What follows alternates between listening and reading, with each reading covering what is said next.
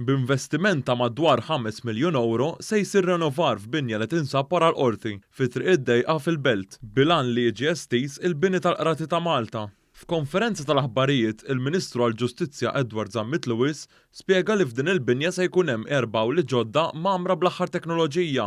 L-istess binja se jkollha madwar 25 uffiċċju ġdid biex il-ħaddiema tal-qorti ikollhom aktar kumdità u dinjità minn fejn jaħdmu. Is-Segretarju Permanenti Johan Galja spjega ħsieb wara l-użu tal-awli l-ġodda. Awli fejn fiha ħajimxi l-qorti tal-familja kif ukoll ir-reġistru. Hawnhekk ukoll ħannaraw li koppji li għaddejjin minn proċeduri l-qorti, proċeduri ta' separazzjoni, allura hawnhekk nisuhom koppji vulnerabbli. Allura hawnhekk jinstemaw f'awli hawnhekk. Awli ħajkunu attrezzati bl-aqwa u bl-aħjar sistemi digitali biex ikunu jistgħu jindirizzaw min qiegħed ikun għaddej mill-proċessi f'dawn l-awli.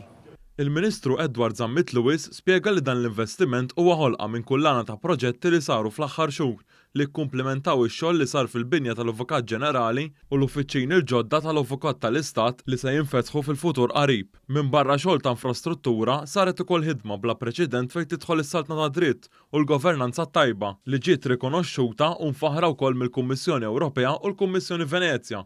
Dan il-mod il-Ministru spjega r-rabta tax-xogħol estetiku fuq il-bini mal-effiċjenza ta' qrati. Iktar li biex naħdmu, iċ-ċittadin se jkollu aċċess aħjar għall-ġustizzja fi żmien raġonevoli. Jiena dejjem nemmen li l-effiċjenza hija importanti biex nagħtu dinjità tal-ġudikanti, il-ħaddiema fil-qrati tagħna jaħdmu aħjar, però fl-aħħar mill-aħħar ikollna ġustizzja aħjar u iktar effiċjenti għaċ-ċittadini tagħna. Il-pjanti f'dan il-proġett se jiġu sottomessi quddiem l-Awtorità tal-Ippjanar fil-bidu tas-sena d-dieħla biex imbagħad jista' jibda x-xogħol fuq il-binja li mistennija tibda tintuża f'Jannar tas-sena 2023.